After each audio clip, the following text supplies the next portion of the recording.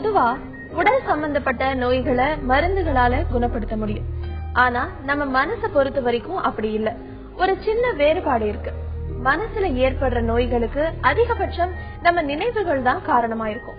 நினைவுகளை அழிக்கவோ இல்ல மாற்றவோ காலம்தான் சரியான மருந்து. தேவையற்ற நினைவுகளை காலம்ங்கிற மருந்தால குணப்படுத்த மனதோடு பேசலாம் வாங்க. தொடர்பு கொள்ள 0443063294 0443042277. இன்னைக்கு நம்ம நிகழ்ச்சிக்கு மனநல மருத்துவர் வெங்கடேஷ் மதன் மற்றும் மனநல ஆலோசகர் வசந்தி பாபு வந்திருக்காங்க. ரொம்ப மகிழ்ச்சி நீங்க நிகழ்ச்சிக்கு வந்து. டாக்டர், இப்போ சில பேர் பொதுவா சொல்லுவாங்க இல்லையா, எனக்கு போன ஜென்ம ஞாபகம் வந்துச்சு, அதுல எனக்கு இந்த மாதிரி தோணுச்சு, இப்படி எல்லாம் நான் இருந்திருக்கேன் அப்படின்னு நிறைய பேர் சொல்லியிருக்காங்க. பட் அது எந்த அளவுக்கு அந்த மாதிரி விஷயம் உண்மையானது? அதாவது நீங்க போன ஜென்ம ஞாபகம் அப்படின்றது சயின்ஸ்ல ரொம்ப சில விஷயங்கள் நிரூபணம் பண்ண முடியாது. பட் மனதளவுல சில விஷயங்கள் பேசலாம். ஒரு சைக்காலஜிஸ்ட் ஒருத்தர் கூட என்ன சொல்லியிருக்காருன்னா, நம்ம மனசுல சில எண்ணங்கள் நாட் ஓன்லி போன ஜென்மங்கள், நம்ம மூதாதையர் இதெல்லாம் நம்ம நினைவுகள் படிஞ்சிருக்கும் அப்படின்னு சொல்றாரு. அவர் இதை கலெக்டிவ் அன்கான்சியஸ் அப்படின்னு காரல் யங் ஒரு சைக்காட்ரிஸ்ட் சொல்லியிருக்காரு. போன ஜென்மம் ஞாபகங்களா இல்ல இதெல்லாம் நம்ம நினைந்தது யதார்த்தங்களா நம்பிக்கிறோம் தவிர அதுவே நம்ம ரொம்ப வாழ்க்கையா நினைச்சிட்டு போயிட்டு இருக்க கூடாது. இது வாழ்க்கையில சில சமயம் அங்கங்க நினைவுகள் இருக்கும், அதை அப்படி கண்டுட்டு அதை அப்படியே விட்டுட்டு போயிடணுமே தவிர அதுவே டீப்பா யோசனை பண்ணிட்டு நம்ம வாழ முடியாது. ஏன்னா அது நிறுவனம் பண்ண முடியாது. சயின்ஸ் என்பது, அறிவியல் என்பது நம்ம நிறுவனம் பண்ணாதான் ஒத்துக்கணும். ஒத்துக்காத விஷயங்களை நம்மளால நம்ம ரொம்ப இது ரிலிஜியன் மாதிரி ஆயிடும் நாளைக்கு. அதனால ரொம்ப சயின்ஸ் அதை பிலீவ் பண்றதுல. But even psychologist believe that this is collective unconscious. நம்ம உடம்புல பிரெயின்ல நாட் ஓன்லி அவர் செல்ஃப், நம்ம மூதாதையருடைய எண்ணங்கள்லாம் இருக்கலாம், அது சம்டைம் வெளியே வரலாம் அப்படின்னு நம்புறாங்க. வசந்தி பாபு, இப்ப இதே மாதிரி பாத்தீங்கன்னா அந்த சாமி வர்றது, பேய் பிடிக்கிறது அதுவும் சொல்லுவாங்க. அதெல்லாம் எந்த அது மனசுல ஏற்பட்ட ஒரு பாதிப்புனால வர்றதா இல்ல அது எந்த மாதிரியான விஷயம்? அது டாக்டர் சொன்ன மாதிரி சாமி, இந்த பூதம், பேய் பிடிக்கிறதுலாம் சிலர் நம்பலாம், சிலர் நம்பாம இருக்கலாம். அதுக்காக நான் சாமி இல்லைன்னு சொல்ல வரல. ஆனா அது ஒரு மனிதருக்குள்ளார இறங்கி அது சொல்லுதுங்கிறது எங்களை பொறுத்த வரைக்கும் அது முரண்பாடான விஷயம். கடவுள் ஒரு நல்லவருங்கிறப்ப இன்னொருத்தர் போட்டு ஆற்று அவருக்குள்ள போய் இப்படி ஆட்டியெல்லாம் வைக்க மாட்டாங்க. தன் மனதுடைய வெளிப்பாடு. நம்ம நினைக்கிற விஷயங்களை சொல்ல தெரியாம பண்றோம். தண்ணி அடிச்சவங்க எல்லாருமே கீழே விழுந்து கிடக்கிறது இல்ல, புரள்றது கிடையாது, உளறது கிடையாது. Very few. அவங்களோட ஒரு சில அமைதியா இருக்கவங்களும் இருக்கிறாங்க. சோ அவங்களோட மனம் எண்ணங்களோட வெளிப்பாடை வித்தியாசமா காமிக்கிறத இது மாதிரி நம்ம ஒரு பேர் வச்சுக்கிறோம். நம்ம அதுக்கு ஒரு ரிலிஜன் கொடுத்து அது விஷயமா சாமி கும்பிட்டு பெருசா கொண்டு வரோம்.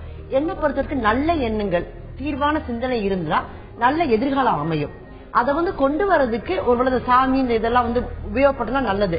அதுவே தேவையில்லாமல் அழகு குத்தி அது பண்ண அது சொன்னாங்க அதனால இது பண்ணணுன்ற மாதிரி விஷயங்கள் நல்லது இல்லைங்கிறது என்னோட அபிப்பிராயம். இப்போ நம்ம கூட சென்னையில இருந்து அஸ்விதா தொடர்புல இருக்காங்க. வணக்கம் அஸ்விதா. ஹலோ, சொல்லுங்கம்மா. எனக்கு 2 குழந்தைங்க. சரி. என் பேரு ரஷிதா, கான்புரம். சொல்லுங்கம்மா. எங்களுக்கு 2 குழந்தைங்க இருக்காங்க, கேள் தான். சரி. பெரிய பாப்பா 5th படிக்கிறாங்க, சின்னவங்க 3rd standard படிக்கிறாங்க. சின்ன பாப்பா நல்லா படிப்பா, ஆக்டிவா இருப்பா. பெரிய குழந்தைங்க ஏதாவது சொன்னா கொஞ்சம் ஸ்லோவா புரிஞ்சுக்கிறது, அந்த மாதிரிலாம் கொஞ்சம் ப்ராப்ளம் இருக்கு. அத படிப்பு கொஞ்சம் கம்மியா தான் இருக்கு, நல்லா படிக்க மாட்டா. போ சரியாயிடுமா இல்ல இப்படிதான் இருப்பாளா, மெச்சூரானா கரெக்ட் ஆயிடுவாளா, அதுதான் டவுட் கேட்கணும். சரிங்க அஸ்விதா. நீங்க மேடம் நீங்க சொன்ன மாதிரி முதல்ல நீங்க சில விஷயங்கள் தப்பா பண்ணக்கூடாது. சின்ன பொண்ண பெரிய பொண்ணோட கம்பேரே பண்ணக்கூடாது. வாழ்க்கையில ஒவ்வொருத்தருக்கும் ஒவ்வொரு திறமை இருக்கும். சிலருக்கு படிக்கக்கூடிய திறமை இருக்கும், சிலருக்கு விளையாடுற திறமை இருக்கும், சிலருக்கு மியூசிக்ல திறமை இருக்கும், சிலருக்கு டிராயிங். சோ ஒவ்வொருத்தருடைய மனிதனுக்கும் ஒவ்வொரு திறமை இருக்கும். சோ நீங்க படிப்பு ஒண்ணுதான் வாழ்க்கையில பெருசு நினைச்சு நீங்க சின்ன பிள்ளையோட பெரிய பிள்ளைய கம்பேர் பண்ணும் போதே உங்களுக்கு ஒரு ஆன்சைட்டி வந்துடுது. ஐயோ இவ படிக்கிறா, அவ படிக்க மாட்டேக்கா, அவ படிக்க. சோ நீங்க முதல்ல கம்பேரிசனை முதல்ல விட்டுடுங்க. உங்க பெரிய குழந்தைக்கு படிப்புல என்ன கஷ்டம்னு பாருங்க. சம்டைம்ஸ் அதாவது அறிவுக்கும் படிப்புக்கும் சம்பந்தம் இல்ல. அறிவா இருக்கிறவங்க எல்லாம் படிக்கணும் அவசியமே இல்ல. அறிவு இருக்கும், படிக்கிறதுல புரிதல் சில பேருக்கு கஷ்டம் இருக்கும், லேர்னிங் டிஃபிகல்டிஸ் இருக்கலாம். சோ அந்த மாதிரி ஏதாவது காரணம் இருக்கா உங்க பெரிய பொண்ணுக்கு பாருங்க. சில பேருக்கு அது இருந்தாலும் பிரச்சனை இல்ல, பயப்படாதீங்க. உங்க பெரிய பொண்ணுகிட்ட என்ன திறமை இருக்குன்னு முதல்ல கண்டுபிடிங்க. அவங்க மத்த விஷயங்கள்ல அவங்க எதை திறமையா இருக்காங்களோ அதை வெளியே கொண்டு வர பாருங்க. எப்போதுமே இல்லாத திறமையை கண்டு பயப்படுறத விட இருக்கிற தன்மையை பூஸ்ட் பண்ணுங்க. நெகட்டிவ் குறைய ஆரம்பிச்சு பாசிட்டிவ் ஆயிடும். நாளைக்கு பெரிய அவங்க விளையாட்டு வீரர் ஆகலாம், மியூசிக் டீச்சர் ஆகலாம். சோ அத நீங்க திறமை முதல்ல என்ன இருக்குன்னு பாருங்க. இல்லாத திறமையை நினைச்சு வருத்தப்படாதீங்கம்மா. ஸ்மிதா, டாக்டர் சொன்ன மாதிரி உங்களுடைய 2 குழந்தைகளையும் நீங்க கம்பேர் பண்ணி பாக்காதீங்க. உங்களுடைய பெரிய பொண்ணு கிட்ட நீங்க பேசி பாருங்க. அவங்களுக்கு எது பிடிக்கும் பிடிக்காதுன்னு தெரிஞ்சு எதுல இன்ட்ரெஸ்ட் இருக்கோ அதுல அவங்கள வளர விடுறதுக்கான முயற்சியை நீங்க பண்ணலாம். அடுத்ததா கோயம்புத்தூர்ல இருந்து கோவிந்தராஜ் நம்ம கூட இணைப்புல இருக்காரு. வணக்கம் கோவிந்தராஜ். ஹலோ, என் வயசு 54 ஆச்சு. சொல்லுங்க. 54 ஆச்சுங்க. சொல்லுங்க. நான் ஆன்சிட்டி அப்படிங்கறதுல ட்ரீட்மெண்ட் எடுத்துட்டு இருந்தேன். சரி. அப்ப ரிப்போர்ட்ரிப் அப்படிங்கிற டேப்லெட்ஸ் 17 வருஷமா யூஸ் பண்ணிருக்கேன். சரி. அப்ப அதுக்கு பின்னாடி டாக்டர் பாருங்க, செரக்டலின் அப்படி டேப்லெட்ஸ் கொடுத்துட்டு இருக்காங்க. இப்போ ஸ்ட்ரெஸ்ஸே இல்லாம இருக்கு, எந்த வேலையும் செய்ய தோன்றது இல்ல. சரி. வீட்டுல ரொம்ப இதா இருக்கு, என்ன பண்றது தெரியல. சரிங்க, அதுதான் கேட்கலாம். சரி டாக்டர். அவர் டேப்லெட் நேம்ஸ், அந்த டேப்லெட் எடுத்துட்டு இருக்கேன். எத்தனையோ இல்ல சார், என்ன டேப்லெட் அது பேர் எனக்கு சரியா புரியலங்க. ஹலோ, செரக்டலின் அப்படிங்கிற டேப்லெட். என்ன செர்டாலினா? செரக்டலின். ஓகே, எவ்வளவு அப்படின்னு கொடுத்துட்டு இருக்காங்க சார். Okay okay. 50 mg. அது இப்ப சாப்பிட்டு இருக்க. இப்ப சோம்பல அதிகமா இருக்கு. அப்ப எந்த வேலை செய்யறதுக்கு தோன்றது இல்ல. டிவி அதிகம் பாக்குற, ஸ்ட்ரெஸ் எல்லாம் இருக்கு. அப்படியே சும்மா அப்படியே என்ன பண்றது? நீங்க 17 வருஷம் சாப்பிட்டு இருக்கறதுனால நீங்க எனக்கு புரிஞ்ச வரைக்கும் உங்களுக்கு டிப்ரெஷன்ஸ் இருந்திருக்கு, அதனால மாத்திரை கொடுத்திருக்காங்க சார். சோ நீங்க இப்ப சோர்வு இதெல்லாம் இருக்குது அப்படிங்கும் போது இப்ப ஏதாவது ரீசெண்டா ஏதாவது ஸ்ட்ரெஸ் ஆன விஷயங்கள் நடந்திருக்கலாம். மேபி அதனால இருக்கக்கூடிய விஷயங்களா இருக்கலாம். சோ ஸ்ட்ரெஸ் என்பது வாழ்க்கையில நினைச்சு பயப்படாதீங்க. 2 ஸ்ட்ரெஸ் உலகத்துல எல்லாருக்குமே இருக்கு. ஸ்ட்ரெஸ் இல்லாத மனுஷன் உலகத்துல இருக்கவே முடியாது. சோ எனக்கு ஸ்ட்ரெஸ் இருக்கா நினைச்சு பயப்படுறத விட நீங்க ஏன் உங்களுக்கு இப்படி டயர்ட் ஆகுது அதை பாருங்க. சோ டயர்ட் ஆகிற விஷயத்த நீங்க பண்ணாம இருந்தாலே டயர்ட்னஸ் முதல்ல போயிடும். 2வது தூக்கத்தை கொஞ்சம் ரெகுலர் பண்ணுங்க. ரொம்ப டிவி பாக்குறத கொஞ்சம் குறைங்க. வாழ்க்கையில பிசிக்கல் ஆக்டிவிட்டி கொஞ்சம் பண்ணுங்க. எக்ஸசைஸ், யோகா, இத மாதிரி விஷயங்கள் கொஞ்சம் பண்ண ஆரம்பிங்க. மத்தவங்களோட, உங்க வீட்டுல உள்ளவங்களோட பழகி பேசுங்க. நல்ல எங்க மனசு உள்ள கவலையை சொல்லி பாருங்க. இதெல்லாம் சொல்லும் போது உங்க மனபாரம், அழுத்தம் தான் குறைய ஆரம்பிச்சிருக்கிறோம். எப்போதுமே எனக்கு இது பிடிக்கல, நான் இப்படி இருக்கிறேன்னு நினைக்கிறத விட எனக்கு கிடைச்சத சந்தோஷமா பண்ண ஆரம்பிச்சீங்கன்னா உங்க ஸ்ட்ரெஸ் குறைய ஆரம்பிக்கும். மேபி கொஞ்சம் வயசானதால அளவுகள் கொஞ்சம் டேப்லெட்டுடைய அளவு 50 மில்லிகிராம் கொஞ்சம் 100 மில்லிகிராமா கூட்டிக்கலாம். மேபி அது வேணா போய் டாக்டரை பார்த்து கன்சல்ட் பண்ணுங்க, சரியா போகும் சார். கோவிந்தராஜ், டாக்டர் சொன்ன மாதிரி நீங்க ஸ்ட்ரெஸ்ஸா இருக்கே அப்படின்னு அதை பத்தி யோசிக்காம உங்க மருத்துவரை அணுகுனீங்கன்னா மாத்திரையுடைய அளவை கூட்டலாமா இல்ல என்ன பண்ணலாம் அப்படிங்கறத அவரு உங்களுக்கு சொல்லுவாரு. அடுத்ததா நம்ம கூட ரமேஷ் இணைப்புல இருக்காரு. வணக்கம் ரமேஷ். வணக்கம். சொல்லுங்க ரமேஷ். சார், எனக்கு தூக்கம் வர மாட்டேங்குது. நீங்க கொஞ்சம் சத்தமா பேச முடியுமா ரமேஷ்? ஹலோ, தூக்கம் வர மாட்டேங்குது. சரி. அப்புறம் வெளியூர் போனா பயமா இருக்கு. சரிங்க. அதுக்கு யாருக்குமே டாக்டர் தாக்கி மருந்து சாப்பிட்டுருக்கேன். சரி. ஹலோ, சொல்லுங்க ரமேஷ், கேக்குது. மருந்து சாப்பிட்டு இருக்கேன். சரி. பரவாயில்ல, ஆனா பரவாயில்ல, சில சமயங்களும் கொஞ்சம் கேட்ட பண்ணுது. மருந்து சாப்பிடலாமா இல்ல கூட மருந்து எடுக்கலாமான்னு கேட்க. சரிங்க ரமேஷ். டாக்டர், அவர் மாத்திரை சாப்பிட்டுட்டு இருக்காராம். ரமேஷ் சார், நீங்க தூக்கம் வரலன்னு சொன்னதுக்கு முதல்ல என்ன காரணம்னா, நீங்க சில சமயம் சில தப்பான விஷயங்களை பண்ணுவீங்க. எப்போதுமே தூக்கம் நல்லா வந்த பிறகுதான் போய் படுக்கணுங்க. நம்ம தூங்கணுமேன்னு போய் படுத்தோம்னா யாருக்குமே தூக்கம் வராது. சோ நல்ல தூக்கம் வந்த பிறகு போய் படுங்க. ஈவினிங் ஒரு 7 o'clock மேல எக்ஸைட்டடான உள்ளதை பாக்குறது விடுங்க. எஸ்பெஷலி டிவில நாடகம், இந்த மாதிரி விஷயங்கள், காஃபி டீ குடிக்கிறது, ஸ்மோக்கிங் பழக்கம் இருந்தா அதெல்லாம் பண்றதை கொஞ்சம் கட் பண்ணுங்க. ஈவினிங் 8 மணிக்கு மேல எப்போதுமே சீக்கிரம் சாப்பிட்டுடுங்க. அதே மாதிரி மியூசிக், ஆனந்தமான மனசுக்கு பிடிச்ச மியூசிக் கேளுங்க, படிங்க, புத்தகங்கள் படிங்க. இதெல்லாம் நான் தூக்கத்தை இன்டியூஸ் பண்ணும். நல்ல அதே மாதிரி எவ்வளவு நேரம் தூங்குறோம் நீங்க பிக்ஸ் பண்ணி வச்சுக்கோங்க. அந்த டைமுக்கு காலையில எந்திரிச்சுங்க. இன்னைக்கு 12 மணிக்கு படுத்தேன், அதனால நாளைக்கு காலையில 8 மணிக்கு எந்திரிக்கிறேன். இன்னைக்கு 1 மணிக்கு படுத்தேன், நாளைக்கு 9 மணிக்கு எடுக்கிறேன். அந்த விஷயம் வேண்டாம். ஒரு டைம்ல படுத்து ஒரு டைம்ல எந்திரிக்க ஆரம்பிங்க. ஒரு 21 நாள் இப்படி பண்ணீங்கன்னா உங்களுக்கு தூக்கம் ரெகுலர் ஆயிடும். சோ தனியா போறதுக்கு பயம், ஆல்ரெடி மாத்திரை சாப்பிட்டுட்டு தான் இருக்கீங்க. முதல்ல வேணா என்ன பண்ணுங்கன்னா உங்க குழந்தைய பக்கத்துல ரொம்ப, அதாவது உங்களுக்கு ரொம்ப கீழே இருக்கவங்க கூட கூட்டுப்பாங்க. கொஞ்ச நாள் என்ன ஆகும்னா அந்த பயம் படிப்படியா போக ஆரம்பிக்கும் போது ஒரு ஸ்டேஜ்ல தனியா போனாலே உங்களுக்கு பயம் போயிடும் சார். ரமேஷ், டாக்டர் நீங்க பயத்தை போக்குறதுக்கு என்ன வழிமுறைகள்னு சொன்னாரு. தூக்கம் வர்றதுக்காகவும் சில பயிற்சிகளை சொல்லிருக்காரு. அது எல்லாத்தையுமே நீங்க முயற்சி பண்ணி பாருங்க. அடுத்ததா கோயம்புத்தூர்ல இருந்து அஸ்வினி நம்ம கூட இணைப்புல இருக்காங்க. வணக்கம் அஸ்வினி. மேடம், நான் கோயம்புத்தூர்ல இருந்து பேசுறேன். சொல்லுங்க அஸ்வினி. என் பொண்ணுக்கு வயசு 16 ஆகுது. சரி. ஆனா இன்னும் நைட்டு பாத்ரூம் போயிடுறா பெட்ல. சரி. அதுக்கு என்ன பண்ணலாம், யார பாக்கணும்? சரிங்கம்மா. வசந்தி பாபு. அஸ்வினி, ஆக்சுவலா ஒரு செல்ஃப் கான்பிடன்ஸ் இல்லாத பசங்க, ஒரு பயம் உள் மனதுல ஆள் மனதுல பயம் இருக்க பசங்க இது மாதிரி போறதுக்கு சான்சஸ் இருக்கு. நீங்க டாக்டர் போய் இதை பத்தி பாத்தீங்களா? இல்ல, அவ டாக்டர்கிட்ட வரக்கு கஷ்டப்படுறா, வெக்கப்படுறா, அதனால கூட்டிட்டு போல. என்ன பொறுத்த வரைக்கும் பாப்பாட்ட உட்காந்து பேசி பாருங்க. ராத்திரி ஒரு 8 மணிக்கு மேல திராவகம் ஏதாவது லிக்விட் ஃபுட்ட நீங்க ஸ்டாப் பண்ணி பாக்கலாம். சரிங்களா? அதுக்கப்புறம் ட்ரை பண்ணோம் மேடம். 8 மணிக்கு வேலையுமே டிஃபன் சாப்பிட்டுருவா. அப்புறம் ட்ரை பண்ணாலும் என்ன பண்ணாலும் அவளுக்கு ஒரு நாள் 2 நாள் ஓகேவா இருக்கு. அதுக்கப்புறம் திருப்பி வந்துடும். அதனால நான் அதுவும் இல்லாம நிறைய ஸ்டெப்ஸ் இருக்குது. எப்படி லிக்விட் ஃபுட்டை குறைக்க சொல்றோமோ அதே மாதிரி பக்கத்துல யாராவது கொஞ்ச நாளைக்கு படுத்தா தைரியமா, அப்புறம் ஒரு சின்ன பாத்ரூம், ஒரு சின்ன லைட் எரியணும். அப்புறம் தூங்குற பிள்ளைய எழுப்பி, நீங்களே தூங்கினா கூட பரவாயில்லன்னா ஒரு 12 மணிக்கு ஒரு 3 மணிக்கு ஒரு நீங்க எழுப்பி கொண்டு போய் பாத்ரூம்ல விட்டுட்டு வரணும்.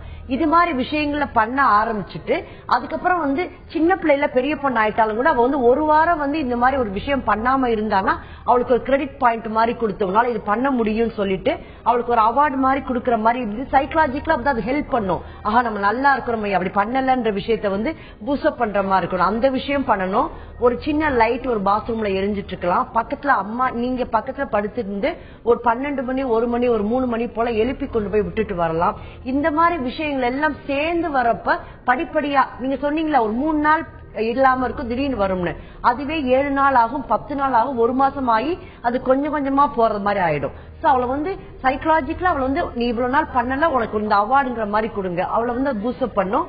சின்ன லைட்டு, பயந்த சுவாமா இருந்தா தைரியப்படுத்துறதுக்கான அவளுக்கான எக்ஸசைசஸ், ஃப்ரெண்ட்ஸ் நல்லா பேசுறாளா, நீங்க மனம் விட்டு, ஏன்னா அந்த ஏஜ்ல சில நிறைய கன்ஃபியூஷன்ஸ், ஹார்மோனல் சேஞ்ச் இருக்கிறதுனால நிறைய கன்ஃபியூஷன்ஸ் இருக்கும். அப்ப நீங்க உட்கார்ந்து பேச ஆரம்பிங்க. இந்த விஷயங்கள் எல்லாம் ஆல் டுகெதர் வந்துச்சுன்னா உங்களுக்கு கொஞ்சம் கஷ்டம் தான். ஏன்னா நீங்க காலையில இருந்து வேலை செஞ்சுட்டு இருக்கீங்க, ராத்திரி உங்களுக்கு தூக்கம் வரும். அதனால கொஞ்சம் தூக்கத்தை விட்டுட்டு ஒரு 1, 2, 3 மணி மாதிரி பண்ணீங்கன்னா நிச்சயமா இது ஹெல்ப் பண்ணும். உங்க குழந்தை கொஞ்சம் கொஞ்சமா, உங்க பொண்ணு கொஞ்சம் கொஞ்சமா அந்த பழக்கத்துல இருந்து வெளியே வர்றதுக்கு சான்சஸ் இருக்குது. அஸ்வினிமா, உங்களுடைய குழந்தை இந்த பழக்கத்துல, படுக்கையில சிறுநீர் கழிக்கிற இந்த பழக்கத்துல இருந்து வெளியே வர்றதுக்கு சில வழிமுறைகளை வசந்தி பாபு சொன்னாங்க. அது போக நீங்க உங்க மகள் கிட்ட மனம் விட்டு பேசுங்க. அவங்களுக்கு எதை பார்த்தா பயமா இருக்கு, இல்ல எது பிடிக்கும் பிடிக்காது அப்படிங்கறத தெரிஞ்சுக்கிட்டீங்கன்னாலே நீங்களும் அவங்களுக்கு உதவியா இருக்க முடியும். வணக்கம் சிந்து. வணக்கம் மேடம். நான் ஒரு டாக்ஸ் கன்சல்டன்டா ஒர்க் பண்ணிட்டு இருக்கேன். சரி. எனக்கு 10 வயசுல ஒரு குழந்தை இருக்கா. சரி. நான் இப்போ சிஏ பண்ணிட்டு இருக்கேன் மேடம். வீட்டு வேலையெல்லாம் நான் தான் பாத்துக்கிறேன். வீட்டு வேலை பார்க்கும்போதும் சரி, வேற ஏதாவது வேலை பண்ணும்போதும் சரி பிரிஸ்கா செஞ்சு முடிச்சிடுறேன். பட் படிக்கணும்னு வரும்போது புக்கை திறக்கும் போதே நான் ரொம்ப டயர்டா ஃபீல் பண்றேன். எனக்கு டைம் இல்ல, ஒரு 2-3 வருஷத்துல நான் முடிச்சு ஆகணும். ஸோ படிக்கும் போது அந்த நான் எப்படி பிரிஸ்கா வச்சுக்கிறது என்னன்னு தெரியல. மற்ற வேலையெல்லாம் சுறுசுறுப்பா பண்றேன், நான் தான் பண்றேன். எல்லா வேலையும் நான் தான் பண்றேன். அப்ப இருக்க சுறுசுறுப்பு எனக்கு படிக்கணும்னு வரும்போது வர்றதில்ல. ஆர்வம் இருக்கே தவிர படிச்சு கொஞ்ச நேரம் ஒரு 1/2 hour படிச்சா கூட ரொம்ப டயர்டா ஃபீல் பண்றேன். சரிங்க சிந்து. வசந்தி பாபு. சிந்து, ஆக்சுவலா பிரையாரிட்டி எது கொடுக்கணும்னு பாக்கணும் சிந்து. ஏன்னா படிப்பு நீங்க மட்டும்தான் படிக்க முடியும், வேலை செய்யறது யார் வேணாலும் பண்ணலாம் சிந்து. நீங்க சொல்றீங்க நிறைய வேலை இருக்கு உங்களுக்குல. வேலைக்கு இந்த அட்லீஸ்ட் இந்த எக்ஸாம் முடியற வரைக்கும் யாராவது ஒரு ஹெல்ப்பர் வச்சுக்கலாம். சரிங்களா? அதுக்கப்புறம் காலையில போய் அவதியா காய் வாங்கி பண்றதை விட்டுட்டு முத நாளே ப்ரீ பிளான்டா நாளைக்கு இந்த இது பண்ணணும், இப்படி பண்ணணுங்கிற மாதிரி பண்ணலாம். வாஷ் அயனிங்க்கு வெளியே கொடுக்கலாம். கிளீனிங் துடைக்கிறது ஒரு வாரத்துக்கு அது மாதிரி நீங்க பிளான் பண்ணி வேலையை மத்தவங்களுக்கு பறிச்சு கொடுத்துட்டு உங்களுக்குன்னு உங்களோட ஹெல்த்தை பாத்துக்கிறதுக்கு டைம் வைக்கணும் சிந்து. மைண்ட் ரிலாக்ஸ் ஆகுறதுக்காக நீங்க எக்ஸசைஸ், பிடிச்ச பாட்டு, உங்க ஃப்ரெண்ட்ஸோட பேசுறது, அது மாதிரி என்ன நீங்க காலையில இருந்து வேலையே செஞ்சுட்டு இருக்கீங்க, அப்புறம் நிச்சயமா யாரா இருந்தாலும் உடம்பு டயர்ட் தான் ஆகும். சோ உங்களுக்கு ஒரு ரிலாக்ஸேஷன், ஒரு டெக்னிக், உங்களுக்கு ஒரு சின்ன இது வேணும். பிளஸ் வந்து இந்த வேலை யாக்கையாவது கொடுக்கணும். படிக்கிறது ஸ்ட்ரெஸ்ஃபுல்லா உட்கார்ந்து ஆரம்பிக்காம நல்லா ஒரு குளிச்சுட்டு வந்து ஒரு புக் எடுத்து படிக்க ஆரம்பிங்க.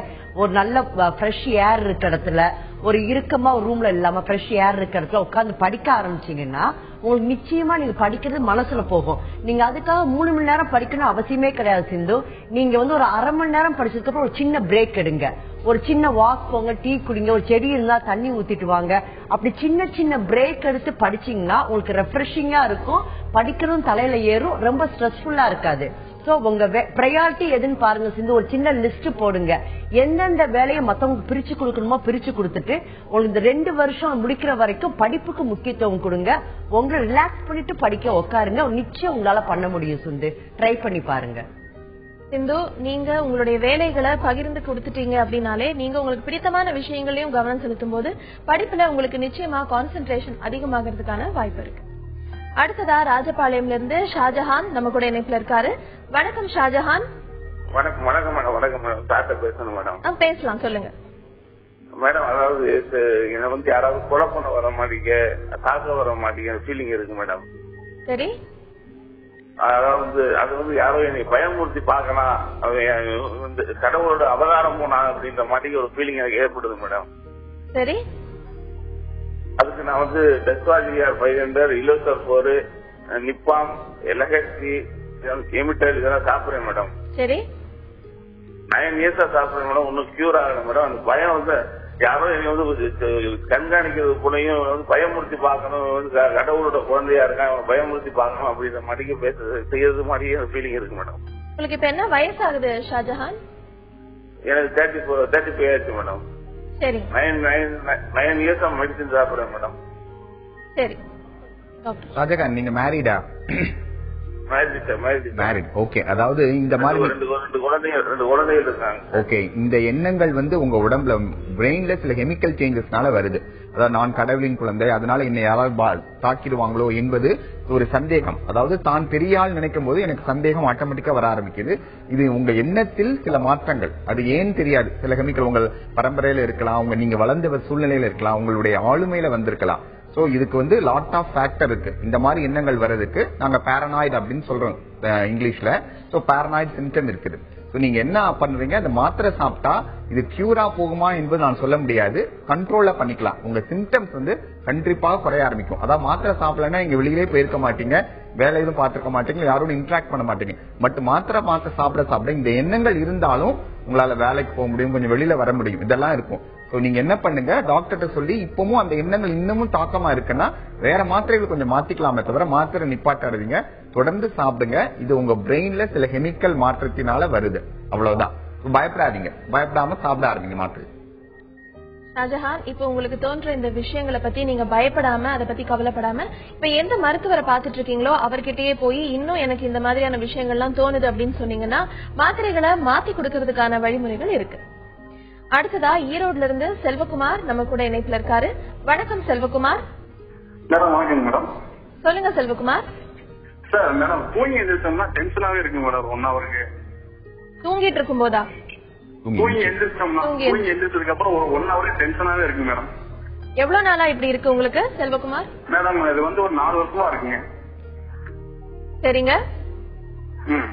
இதுக்கு நீங்க டாக்டரை பாக்கலையா? இல்ல டாக்டர்லாம் பாக்கலீங்க. ஒரு 1 ஹவருக்கு அப்படி வந்துட்டு போயிருந்து அப்படியே விட்டுறதுங்க. அதுதான் சரி, நான் உங்க ப்ரோக்ராம் ஒரு 6 நிமிஷமா நான் பாத்துட்டு இருக்கேன். சரி, கேட்கலாம்னு போட்டேங்க. சரிங்க செல்வம். வசந்தி பாபு. செல்வகுமார், உங்க ஆங்ஸைட்டி எப்படின்னா என்ன பண்ண போறோம் அடுத்த ஒரு திட்டமிடாமல் இருக்கிறதுனால காலையில அந்த இது வருது. நீங்க வந்து எத்தனை மணிக்கு படுக்கிறீங்க ராத்திரி? 10:30 மணிக்கு படுக்கிறீங்க மேடம். சரி, ஓகே. எழுந்திருக்கிறது எத்தனை மணிக்கு எழுந்திருக்கிறீங்க? 6 மணிக்கு எழுந்திருப்பாங்க மேடம். 6 மணிக்கு எழுந்ததுக்கு அப்புறம் நீங்க ஒரு வாக் மாதிரி போய் பாத்திருக்கீங்களா? என்னைக்காவது ஒண்ணு ட்ரை பண்ணி பாத்திருக்கீங்களா? இல்ல, என்னோட பிசினஸ் வந்து 6 மணிக்கு போயிட்டு 1 மணிக்கு வீட்டுக்கு வந்துருவேன். என்னோட பிசினஸ் 1 மணிக்குன்னா மத்தியானம் 1 மணிக்கே வந்துருவீங்களா? வந்துருவாங்க. ஓகே, ஒண்ணு இல்ல, சின்ன சின்ன சேஞ்சஸ் உங்க இதுல பண்ணணும். ஏன்னா மத்தியானம் 1 மணிக்கு வந்ததுக்கு அப்புறம் உங்களோட தூங்கிடலாம், பேசாம இருக்கலாம், சில விஷயங்கள் குழப்பம் இருக்கலாம்.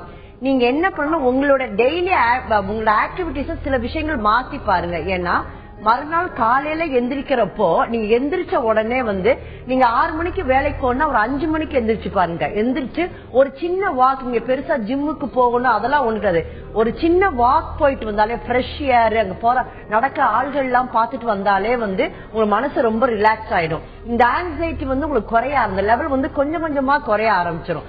அப்புறம் நீங்க வேலைக்கு போயிட்டு வந்து கூட மத்தியானம் ரெஸ்ட் எடுத்துக்கலாம். ரெண்டாவது உங்களோட வேலை எப்படிப்பட்ட வேலைன்னு தெரியல, வேலை எப்படி பண்ண போறோம், நீங்க பிசினஸ் பண்றீங்களா ஒர்க் பண்றீங்களா, எப்படி என்ன பண்ணிட்டு இருக்கீங்க, என்ன பண்றீங்க, அதனால அது ஏதாவது சில விஷயங்கள் கூட குழப்பலாம். ஒரு சிலர் என்ன பண்ணுவாங்கன்னா ஒரு வேலைன்னு நினைச்சோம்னா அதை ஈஸியா எடுக்காம எல்லாத்தையுமே அது ஒரு டிப்ரெஷனா, பாசிட்டிவ் டிப்ரெஷன் கூட எடுத்துக்குவாங்க. இப்படி பண்ணணும் அப்படி பண்ணணும்னு சொல்லிட்டு பண்ணுவாங்க.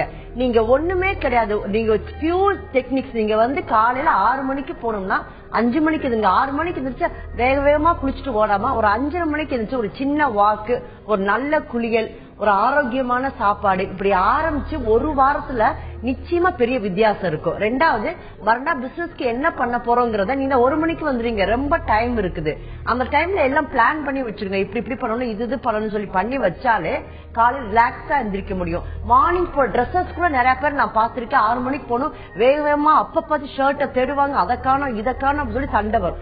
நம்ம மார்னிங் போற ட்ரெஸ் எடுத்து வச்சுக்கோங்க, என்ன சாப்பாடுன்னு ஒய்ஃப் கிட்ட சொல்லிடுங்க. ஒரு சின்ன வாக் போயிட்டு குளிச்சுட்டு போனீங்கன்னா இந்த ஆங்ஸைட்டி நிச்சயமா உங்களுக்கு படிப்படியா குறைஞ்சு நீங்க ஹாப்பியா இருந்துச்சு வேலைக்கு போற மாதிரி இருக்கும். அதை ட்ரை பண்ணி பாருங்க. புனேல இருந்து பிரியா நம்ம கூட இணைப்புல இருக்காங்க. வணக்கம் பிரியா. ஹாய். ஹலோ, சொல்லுங்க பிரியா. ஹாய் ரேவதி. நீங்க ரொம்ப இந்த program you're making this program so well and எனக்கு தமிழ் கொஞ்சம் no problem. All I want to say is நான் ரொம்ப கான்ஃபிடென்ட்டா இருக்கேன், ரொம்ப ஜோவியல், ரொம்ப ஹியூமரஸ், ரொம்ப easy go bold. But what is bothering மீனா சின்ன வயசுல இருந்து somewhere in my subconscious mind இந்த டாக்ஸ் பார்த்தா ரொம்ப பயம். even எனக்கு I want to overcome that. என்னோட க்ளோஸ் ஃப்ரெண்டே ஆட்டோகிராஃப் கொடுப்பேன், எழுதிட்டா as long as dog is there in this world, as long as you are there in this world, dogs இருக்கும். So there is nothing to worry because I've never even entered her house. அந்த மாதிரி sometimes because I'm trying to overcome it, because I know because mind in its own place will make hell out of heaven, heaven out of hell. அதெல்லாம் எல்லாம் இருக்கு. I just know I equip myself, but somewhere I want to remove that. I want to take it from my subconscious mind, dogs, but I want to go for walking because I want to go on abdominoplasty and so many issues. I just want to walk and not use vehicle. I like that. But if I see a dog enough, then actually I take my daughter to walking. Because she is not afraid. Even unnecessary, I am worried that I am injecting avulukku na very fast பண்ணுவேனா. I feel bad in that. Even my husband says, why are you just adha onnu pannadhu ipo something like that sonnama. So I just want to know what can I do so beautifully to come out of that. Very Priya. Priya ma'am, this is dark phobia. We only afraid of dark only. So never afraid to remove from the subconscious. You have to talk about subconscious, conscious. First of all, you didn't worry about the subconscious matter at all. This is your personality, or some things you have maybe dark phobia from since childhood. You have these problems. So if you overcome by gradual, not by one day. So what you have to do is mainly to graded exposures. With support, you have to stay for some time in a drug, and after some time you gradually withdraw the support and go. Then only you have to overcome. You cannot eradicate the fear from the subconscious mind at all, because fear is a part of your mind. So don't worry about I want to eradicate. Don't eradicate, but by behavior modifications you overcome. But what for the behavior modifications you can do by gradual exposure only. You cannot do on the one day. So don't worry about others can talk about, others can laugh about. Don't worry about that. By gradual exposure, you can overcome the dark fear itself. Priya, நீங்க இந்த இருட்டை பார்த்து பயப்படுற அதுல இருந்து எப்படி நீங்க வெளியில வர்றது அப்படிங்கறதுக்கு டாக்டர் வெங்கடேஷ் மதன் சொன்னாரு. நீங்க அதை நினைச்சு பயப்படாம இதுல இருந்து நம்ம வெளியில வரணும்னு யோசிக்காம கொஞ்சம் கொஞ்சமா அதுல இருந்து வெளியில வர்றதுக்கு ஒருத்தரோட சப்போர்ட்டோட முயற்சி பண்ணீங்கன்னா நிச்சயமா உங்களால அந்த பயத்துல இருந்து வெளியில வர முடியும். அடுத்ததா சென்னையில இருந்து சலீம் நம்ம கூட இணைப்புல இருக்காரு. வணக்கம் சலீம். வணக்கம் சலீம். வணக்கம். வணக்கம் மேம். சொல்லுங்க சலீம். வணக்கம் மேம். சொல்லுங்க சலீம், கேக்குது. ஹலோ சலீம், நீங்க டிவி பார்க்காம போன்ல பேசுறீங்களா? எனக்கு சின்ன வயசுல ஒரு ஹலோ சொல்லுங்க சலீம், கேக்குது. எனக்கு சின்ன வயசுல ஒரு பூச்சி. சலீம், உங்களோட டிவி வால்யூம் கொஞ்சம் கம்மி பண்ணிடுங்க. எனக்கு சின்ன வயசுல ஒரு பூச்சிக்கு அதாவது பாய்சன் தான் அந்த பூச்சி.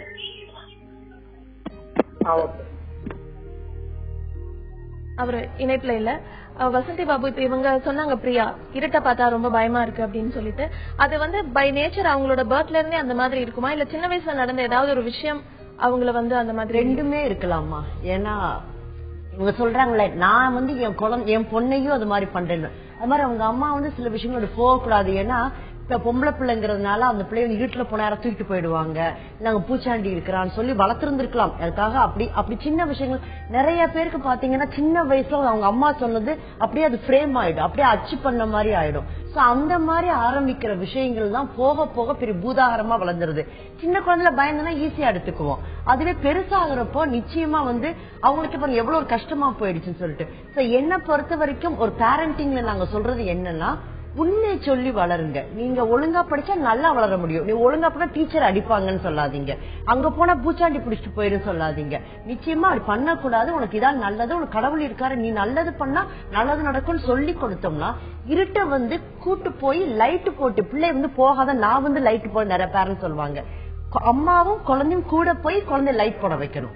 அப்படி சின்ன சின்ன விஷயங்கள், சின்ன சின்ன மாறுதல் வந்து குழந்தைகளுக்கு கொண்டு வந்தோம்னா அந்த பிள்ளைகளுக்கு இருட்ட பத்தியும் பயம் இருக்காது, மனிதர்கள் பத்தி பயம் இருக்காது, சமுதாயத்துல போய் எப்படி சாதிக்க முடியுன்ற பயமும் இல்லாம போயிடும். அது வந்து பேரண்டிங்கும் இருக்குது. பிளஸ் அந்த குழந்தைக்கு ஒருவேளை பயம் இருந்ததுன்னா அது டாக்டர் சொன்ன மாதிரி எப்படி போகணும், ஒரே நாள்ல போயிடாது. ஸ்டெப் பை ஸ்டெப் ஒன்னொன்னா போய் அந்த பொண்ணு யார் கூடயாவது போய் போய் போய் பண்ண ஆரம்பிச்சதுன்னா நிச்சயமா கொஞ்சம் கொஞ்சமா அது வந்து போறதுக்கான சான்சஸ் இருக்குது கட்டாயமா. அடுத்ததா கோயம்புத்தூர்ல இருந்து செல்லப்பா நம்ம கூட இணைப்புல இருக்காரு. வணக்கம் செல்லப்பா. வணக்கம் மேடம். சொல்லுங்க. அதாவது நான் வந்து சின்ன வயசுல நான் 9th மேடம் படிச்சிருக்கேன். நான் படிக்கணும்னு ஆசைப்படும் போது என்னால எங்க வீட்டுல பணம் பற்றாக்குறையினால வேலைக்கு அனுப்பிச்சிட்டாங்க. ஆனா இப்ப நான் வேலைக்கு போயிட்டு ஒரு சொந்தமா ஒரு ஹோட்டல்ல வேலை செஞ்சு சொந்தமா ஹோட்டல் வச்சு நல்லா பிசினஸ் பண்ணி நல்லா சம்பாதிச்சிட்டு இருக்கேன் மேடம். இப்போதைக்கு எனக்கு அந்த படிக்கலையே அப்படின்னு ஃபீல் பண்ணி படிக்கணும்னு ஆசைப்படுறேன். ஆனா என்னால படிக்க முடியல. உட்காந்து படிக்கும் போது எனக்கு அது என் மைண்ட்லயே ஏற மாட்டேது, ரொம்ப கஷ்டமா இருக்கு. இது கொஞ்ச நேரம் படிச்சாலும் நான் ஏண்டா படிக்கலாம், அப்புறம் படிக்கலாம் அப்படின்னு ஒரு ஃபீல் பண்ணி அடி உட்காந்துட்டேன் மேடம். ஒண்ணுமே புரிய மாட்டேது, படிச்சாலே ஏற மாட்டேது மைண்ட்ல. உங்களுக்கு என்ன வயசாகுது செல்லப்பா? 23 மேடம். சரிங்க.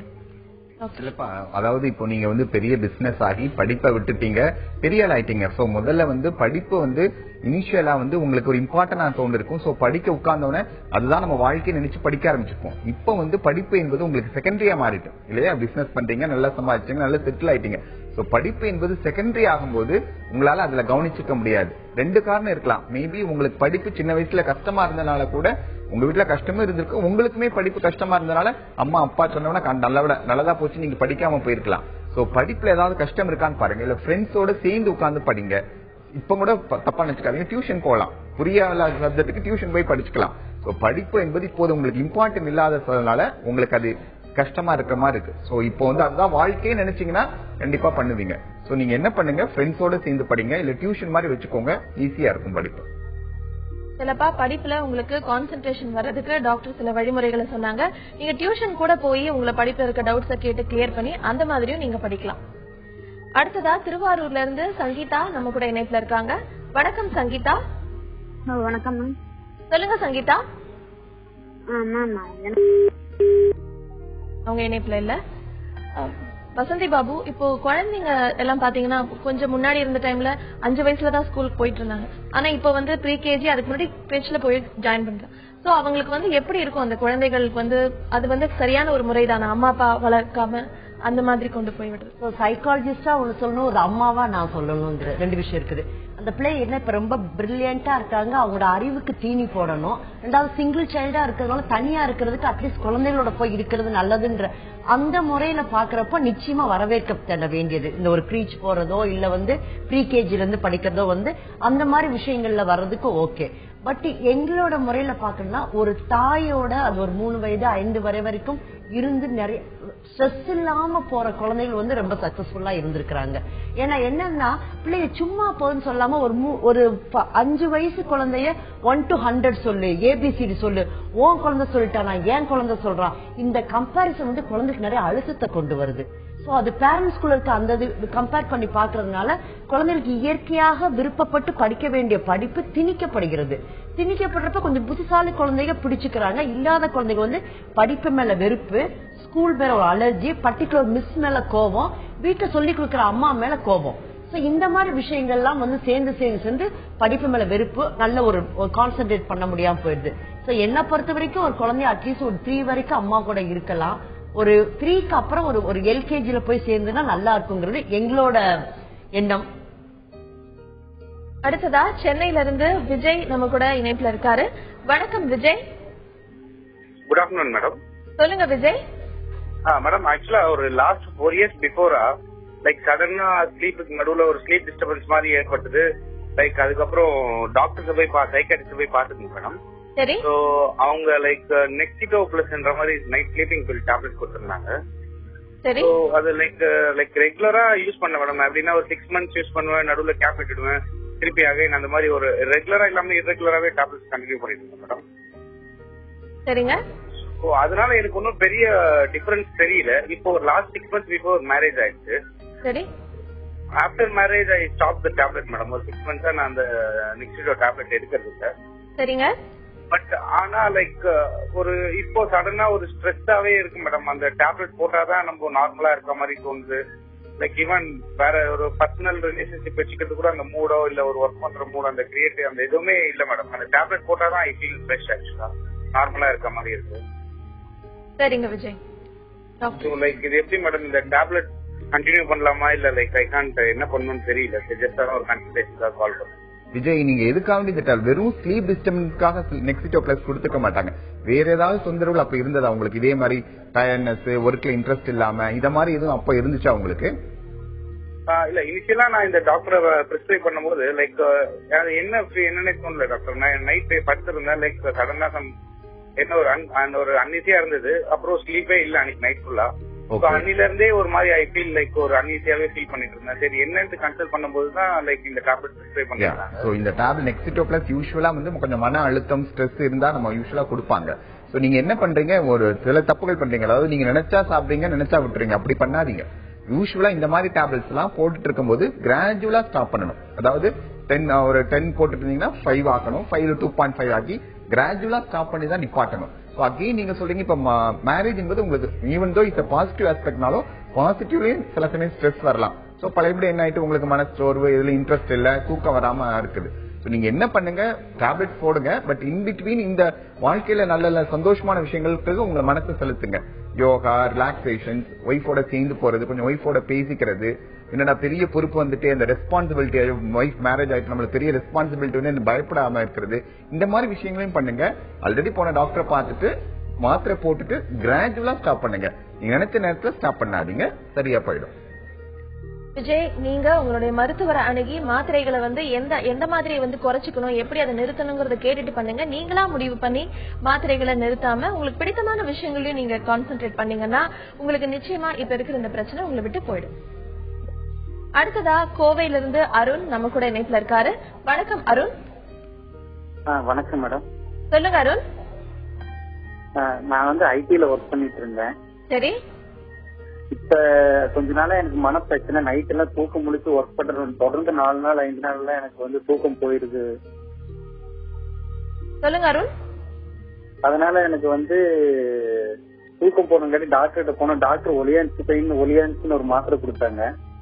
அதை கண்டினியூவா சாப்பிட்டா அது சாப்பிட்டா என்னால எந்த வேலையும் செய்ய முடியறது இல்ல, ஐடில ஒர்க் பண்ணவே முடியறது இல்ல. சரிங்க. அதனால ரொம்ப வேலை செய்ய முடியாதனால கொஞ்சம் வேலையை விட்டு விட்டு ஒரு 2-3 கம்பெனி மாறி மாறி இப்ப சுத்தமா வேலைக்கே போகல. பட் நான் நார்மலா இருக்கிறேன்.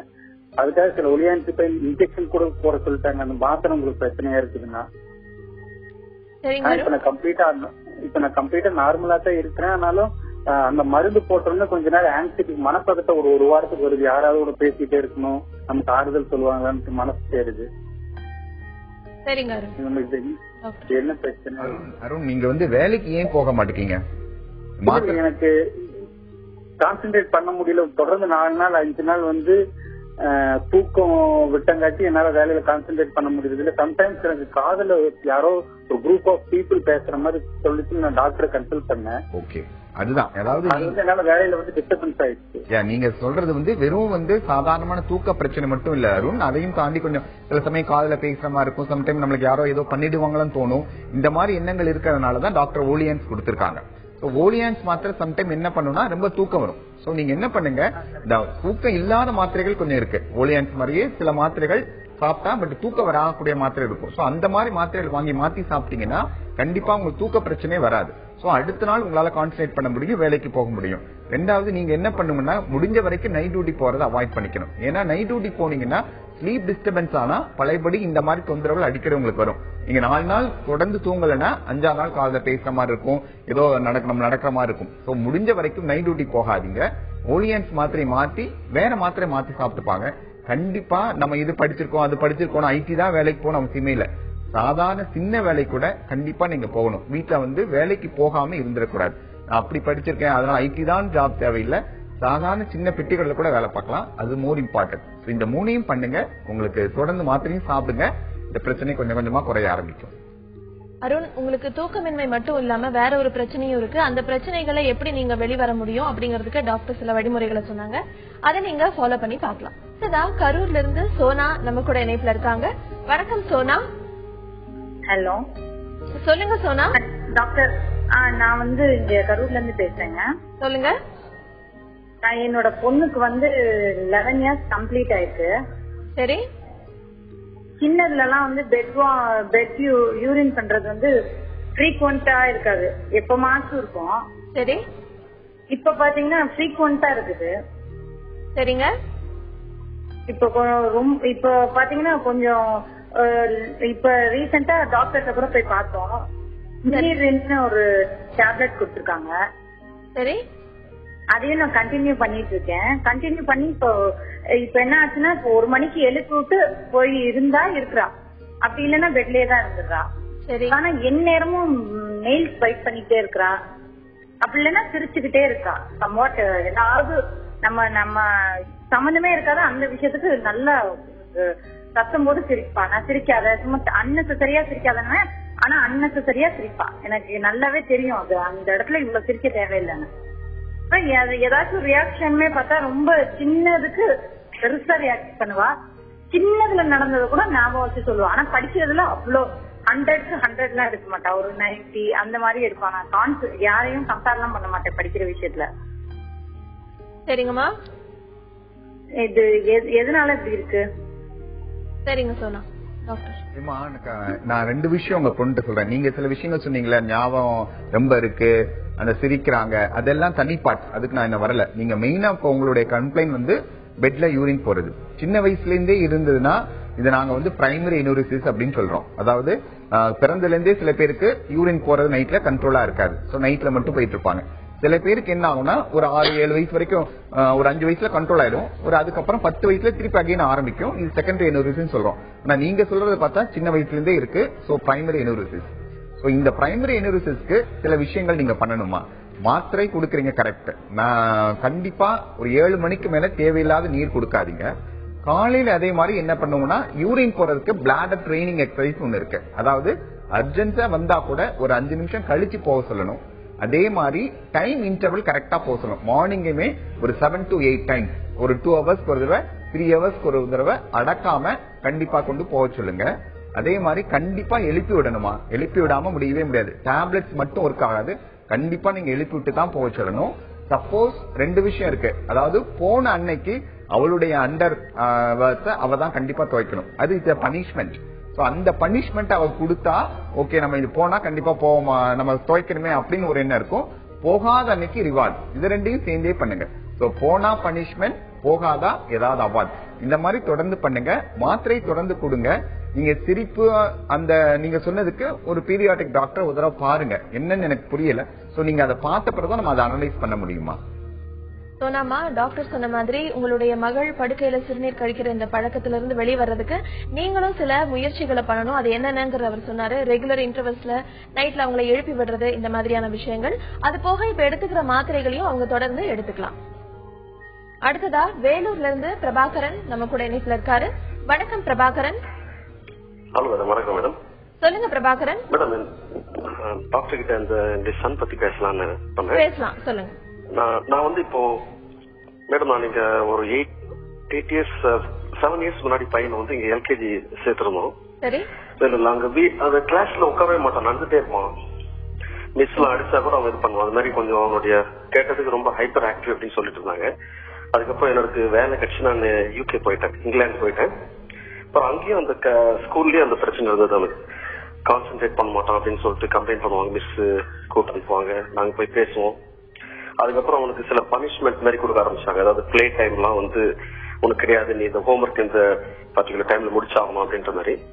ஆனா பட் அவன் என்ன சொன்னாங்க, he preferred to stay and doing the homework. அதாவது விளையாடுறதுக்கு கூட போவான் அவன், பரவாயில்ல நான் அப்படி இருந்தா கூட பரவாயில்லன்னு சொல்லிட்டு அவன் அக்செப்ட் பண்றான் அப்படின்னு சொன்னாங்க. அதனால இப்போ இந்த அங்க இருக்கிற சைக்காட்ரிஸ்ட் மாதிரி கன்சல்ட் பண்ணாங்க. அவங்க என்ன சொன்னாங்கன்னா, அவனுக்கு கான்சென்ட்ரேஷனே சுத்தமா இல்ல ஏன் அப்படின்னு சொன்னாங்க. அதாவது ஒரு சின்ன ஒரு டைவர்ஷன் வந்தாலும் டக்குன்னு அவன் பண்ற ஒர்க்கை விட்டுட்டு திரும்பி பார்ப்பான். அப்புறம் அதை என்ன பண்ணிட்டு இருந்தோமோ அது மறந்துடுவான்.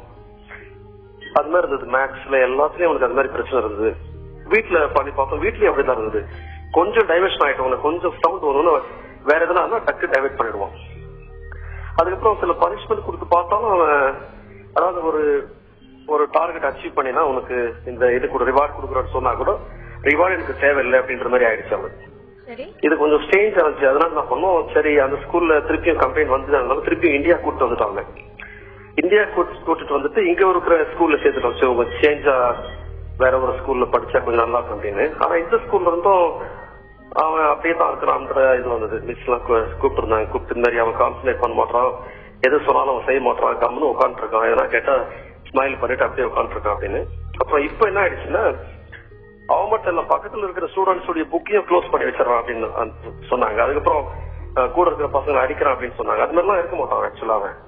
அதனால இப்போ எங்களுக்கு என்ன பண்றது, அவன் என்னன்னே தெரியல மேடம். அவனுடைய அவன் குழந்தையா இருக்கிறதுனால எங்களுக்கு புரிஞ்சிக்க முடியல அவன் எப்படி என்ன நெக்ஸ்ட் ஸ்டெப்.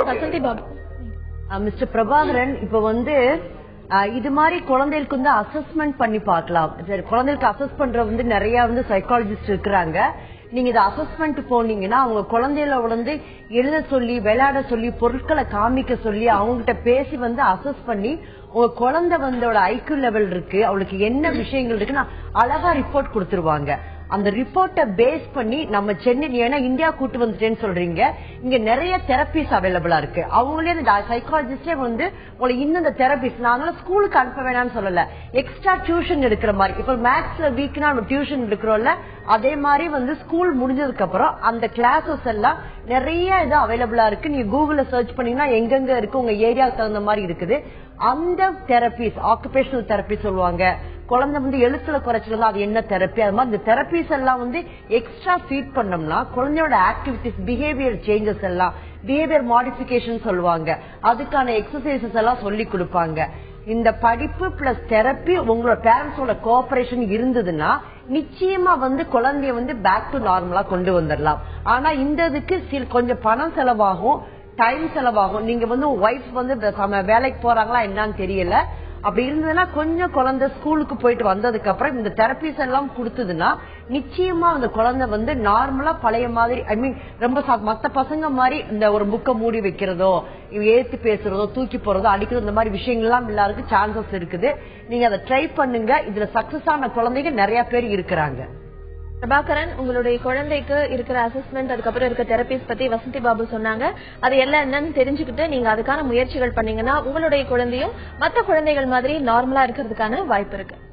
நம்ம நிகழ்ச்சிக்கு வந்து நேர்களோட கேள்விகளுக்கு எல்லாம் ஆலோசனைகள் வழங்குவீங்க. நன்றி டாக்டர் வெங்கடேஷ் மதன். நன்றி வசந்தி பாபு. மனித இனத்துல இருக்கிற ஒரு மகத்தான குணம் மன்னிப்பு கேட்கறதும் மன்னிக்கிறதும். மன்னிப்பு கேக்குறதுனால நம்ம தோத்து போயிட்டதாவோ இல்ல நம்ம எதிரில இருக்கிறவங்க ஜெயிச்சிட்டதாவோ அர்த்தம் இல்ல. நம்ம மனசுல இருக்க மன அகந்தைய விட அந்த உறவை நம்ம மதிக்கிறோம்ங்கிறதுதான். அகந்தைய அகற்றி உறவுக்கு மதிப்பு கொடுக்க தொடர்ந்து மனதோடு பேசலாம். மீண்டும் சந்திக்கும் வரை உங்களிடமிருந்து விடை பெறுவது அன்புடன் ரேவதி.